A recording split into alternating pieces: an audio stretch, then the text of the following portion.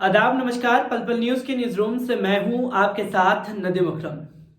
कुछ महीने बाद असम और बंगाल में चुनाव होने हैं और उन चुनावों को जीतने के लिए जो विपक्षी पार्टियां हैं वो खासतौर पर जमीनी स्तर पर उतर करके अपने राजनीतिक वर्चस्व को बचाने के लिए जमीन पर लड़ाई लड़ रही है। पर भारतीय जनता पार्टी जो है वो इन विपक्षी पार्टियों को रोकने के लिए सिर्फ उनसे लड़ाई लड़ रही है जो जनता के सरोकार के लिए सड़कों पर उतर करके लगातार कई सालों से मेहनत करते हुए नजर आ रहे हैं। अब उनके रास्तों को रोकने के लिए हर हथकंडा इस्तेमाल किया जा रहा है। जी हां, ऐसा ही हथकंडा इस्तेमाल किया जा रहा है असम में। और असम में अगर नाम आता है तो मौलाना बदरुद्दीन अजमल का नाम किसी से छुपा हुआ नहीं है, क्योंकि मौलाना बदरुद्दीन अजमल के बढ़ते वर्चस्व और उनकी ताकत को रोकने के लिए भारतीय जनता पार्टी ने हर एक हथकंडा इस्तेमाल कर लिया है। वो हथकंडा हर बार की तरह वही हथकंडा होता है जहां किसी के ऊपर कुछ भी आरोप लगा दिए जाए, कहीं उसमें तथ्य हो चाहे ना हो, बस ये कह देना जरूरी है कि विदेशों से फंडिंग आ रही थी अजमल फाउंडेशन में और उसके चलते हमें उनके ऊपर एफआईआर दर्ज करनी पड़ी। और फिर कुछ ही दिनों बाद हम देखेंगे कि ईडी की छापेमारी, सीबीआई की छापेमारी भी की जाएगी। असम चुनाव के लिए भारतीय जनता पार्टी ने असल में ये तैयारियां की है। आखिरकार मौलाना बदरुद्दीन अजमल के ऊपर क्या कुछ आरोप लगाए गए हैं, एक बार उस पर नजर डाल लीजिए। All India Assam United democratic front AIUDF के अध्यक्ष एवं लोकसभा सांसद मौलाना बदरुद्दीन अजमल के संरक्षण में चलने वाली संस्था अजमल फाउंडेशन के खिलाफ मुकदमा दर्ज किया गया है। पुलिस अधिकारी CP मुन्ना प्रसाद गुप्ता ने बताया कि विदेशों से संदेहजनक तरीके से पैसे लेकर उसका संदिग्ध इस्तेमाल करने के मामले में अजमल फाउंडेशन, जिसका संचालन मौलाना बदरुद्दीन अजमल करते हैं, उनके खिलाफ FIR दर्ज की गई है। दीसपुर पुलिस ने केस दर्ज कर मामले की जांच शुरू कर दी है। आपको बता दें कि मौलाना बदरुद्दीन अजमल जाने माने इस्लामिक स्कॉलर एवं इत्र के कारोबारी हैं। उन्होंने साल 2005 में all India United democratic front नाम से राजनीतिक पार्टी बनाई। वे तीसरी बार असम के डुबरी लोकसभा सीट से सांसद चुने गए। साल 2016 के विधानसभा के चुनावों में उनकी पार्टी को किंग मेकर के तौर पर देखा जा रहा था, लेकिन सूबे में चली भाजपा लहर में भाजपा ने पूर्ण बहुमत की सरकार बना ली थी। जानकारी के लिए बता दें कि 2014 के लोकसभा चुनाव में मौलाना बदरुद्दीन अजमल की पार्टी ने लोकसभा की 3 सीटें जीती थी। इसमें से पहले उनकी पार्टी के पास मात्र 1 लोकसभा सांसद एवं 18 विधायक हुआ करते थे। साल 2016 के विधानसभा चुनाव में असम भाजपा के लहर चुनाव में उनकी पार्टी ने 14 विधानसभा सीटें जीती थी। माना जा रहा था कि इस बार उनकी पार्टी कांग्रेस के साथ गठबंधन करके साल 2021 का विधानसभा चुनाव लड़ेगी। मौलाना बदरुद्दीन अजमल की पहचान एक सामाजिक सेवा के रूप में ज्यादा रही है। उन्होंने असम में गरीबों की मदद के लिए उनके द्वारा चलाए जाने वाला अजमल फाउंडेशन शिक्षा एवं गरीबी उन्मूलन के क्षेत्र में अधिक कार्य करता है। इसी साल नीट की परीक्षा का टॉपर शोएब आफ्ताब भी अजमल फाउंडेशन से संबंधित रहा है, जिसे परीक्षा टॉप करने के बाद अजमल फाउंडेशन की ओर से 1 लाख रुपए का चेक देकर सम्मानित किया गया था। तो दोस्तों, आपने देखा कि मौलाना बदरुद्दीन अजमल के ऊपर अजमल फाउंडेशन में विदेश से फंडिंग आने के आरोप लगाए जा रहे हैं और वो आरोप लगाए जा रहे हैं, ये कहा जा रहा है कि विदेशी फंडिंग उनके पास आ रही थी और उस विदेशी फंडिंग से उसका गलत इस्तेमाल किया जा रहा था। जैसे कि CA NRC को लेकर के वो लोगों को भड़काने का काम कर रहे थे, देश में सांप्रदायिक माहौल खराब करने की कोशिश कर रहे थे, देश में दंगा कराने वाले थे।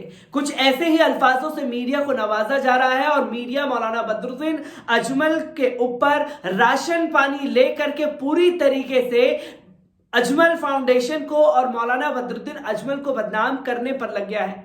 पर लगातार हो रही ये गतिविधियों से ये समझ आने लगा है कि आखिरकार भारतीय जनता पार्टी चुनावी हथकंडे को जीतने के लिए सिर्फ और सिर्फ अजमल फाउंडेशन और मौलाना बदरुद्दीन अजमल को बदनाम करने की कोशिश कर रही है, क्योंकि 2021 में होने वाले चुनाव में AIUDF का कांग्रेस से गठबंधन है और इस गठबंधन को लेकर के हताश और परेशान भारतीय जनता पार्टी इसके चलते ये कदम उठाने के लिए मजबूर हुई है। इसी के चलते मौलाना बदरुद्दीन अजमल का बयान भी सोशल मीडिया पर बड़ी तेजी से वायरल हो रहा है। एक बार उस पर भी नजर डाल लीजिए।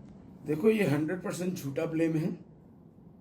हमको, मुझे, मेरे अजमल फाउंडेशन को और मेरे UDF को, पार्टी को बदनाम करने के लिए ये एक इंटरनेशनल साजिश हेमंत विश्व शर्मा साहब ने इसको गढ़ा है असम में।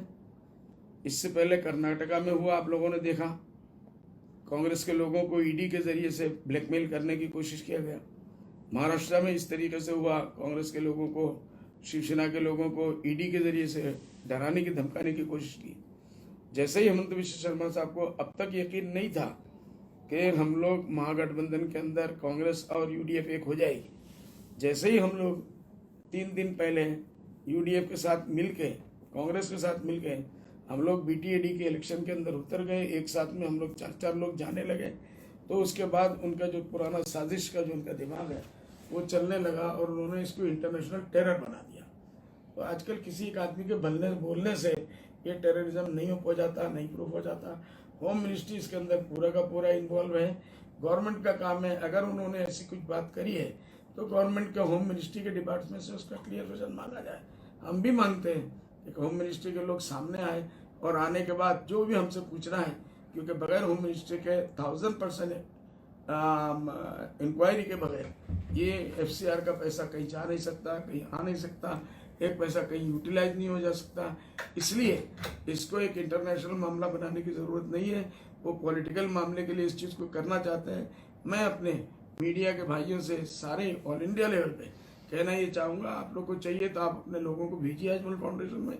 वहाँ के जो कुछ है वो आप देखिए, अपने हाथ से, अपने मुँह से सुनिए वो लोग का क्या करने का तरीका है, क्या काम है, कितने पैसे अब तक आए नहीं आए, हम हर एक को नहीं बता सकते। यकीनन गवर्नमेंट का कोई भी डिपार्टमेंट आएगा, we are open for that, हम उनको दिखाने के लिए तैयार है, हमारा कोऑपरेशन उनके साथ पूरा का पूरा तैयार है। लेकिन ये जो इस वक्त हुआ है ये सिर्फ इसलिए कि मैं डर के घर में बैठ जाऊं और कांग्रेस के साथ अलायंस न करूं, क्योंकि कांग्रेस और UDF एक होने के बाद आसाम के BJP गवर्नमेंट को खतरा है कि उनकी गवर्नमेंट खत्म हो जाएगी। इसलिए वो इतना बड़ा बखेड़ा खड़ा कर रहे हैं। लेकिन आजकल मीडिया का ज़माना है, हर मामले में आके हेमंत विश्व शर्मा का चैनल ही बोलता है, हर मामले में आके हेमंत विश्व शर्मा का चैनल आगे बढ़ बढ़ के डिबेट कराता है, कोई और दूसरा चैनल कराता नहीं है। इसका क्या मतलब है? उनका पर्सनल ग्राज है जो मेरे से निकालना, वो बदला लेना चाहते हैं। तो इसीलिए अभी उन्होंने आज रिपुन बोरा साहब जो आसाम के प्रेसिडेंट है कांग्रेस के, उनको भी धमकी दे दिया कि उनको मैं मशवरा दूंगा कि वो इस मामले में अलग रहे, नहीं तो अजमल के मामले में वो भी इन्वॉल्व हो जाएंगे। इसका मतलब इन्वॉल्व कराने वाले वही है, सबसे पहले न्यूज़ में देने वाले भी वही है, बोलने वाले भी वही है, फॉलो अप करने वाले भी वही है। तो इसलिए ये मामला ऐसा नहीं है, हम उनके खिलाफ भी कोर्ट में जाएंगे। आज कोर्ट है, न्यायालय के ऊपर हमको 100% भरोसा है। सत्यरंजन बड़ा के खिलाफ भी कोर्ट में जाएंगे, उसके बाद हो जाएगी शीला दत्त के खिलाफ भी जाएंगे। और जिस ऑर्गेनाइजेशन ने ये सबसे पहले अपने यहाँ से वो किया, पब्लिश किया, वो ऑर्गेनाइजेशन 100% RSS का है, BJP का है, RSS का है। और इसकी वजह से हम उसको भी चैलेंज करेंगे कोर्ट में कि वो कोर्ट में आए, हमको प्रूफ करें, और जो कुछ भी करना है इस मामले में कानूनी लड़ाई हम पूरे का पूरा। तो दोस्तों, आपने देखा कि मौलाना बदरुद्दीन अजमल के ऊपर जो आरोप लगाए गए उन्होंने निराधार बताया और ये एक राजनीतिक हथकंडा बताया गया कि मौलाना बदरुद्दीन अजमल और उनके फाउंडेशन को निशाना बनाया जा रहा है सिर्फ इसलिए कि असम में चुनाव आने वाले हैं। और असम में चुनाव आने वाले हैं, एक मुस्लिम नाम की जरूरत होती है, दाढ़ी टोपी की जरूरत होती है चुनाव जीतने के लिए। तो वो असम में मौलाना बदरुद्दीन अजमल के चेहरे और उनके फाउंडेशन को इस्तेमाल करने पर लग गए हैं। तो वहीं मौलाना बदरुद्दीन अजमल के बयान के साथ साथ ये पूरी तरीके से साफ हो जाता है कि भारतीय जनता पार्टी साम दाम दंड भेद का इस्तेमाल करके एक मुस्लिम नाम का इस्तेमाल करेगी और फिर उस मुस्लिम नाम के बाद मुस्लिम समुदाय को कोसने का काम हमारी भारतीय जनता पार्टी और वो मीडिया करेगी, जिसके चलते हिंदू मुसलमान किया जा सके असम चुनाव में। और असम चुनाव को जीतने के लिए भारतीय जनता पार्टी किसी भी हद तक जाने के लिए तैयार है, क्योंकि AIUDF और कांग्रेस के गठबंधन से पूरी तरीके से हताश और परेशान हो चुकी है भारतीय जनता पार्टी। और मौलाना बदरुद्दीन अजमल लगातार जिस तरह से असम में लोगों के लिए काम कर रहे हैं वो किसी से छुपा हुआ नहीं है, और उसी को देखते हुए अब डर लगने लगा है कि असम की राजनीति को कैसे बचाना है। और असम की राजनीति को बचाने के लिए सिर्फ एक ही नाम बचता है, वो है मौलाना बदरुद्दीन अजमल साहब। और मौलाना बदरुद्दीन अजमल से जुड़ी हर एक अपडेट को मैं आप लोगों के साथ साझा करता रहूंगा। दीजिए मुझे इजाजत, शुक्रिया।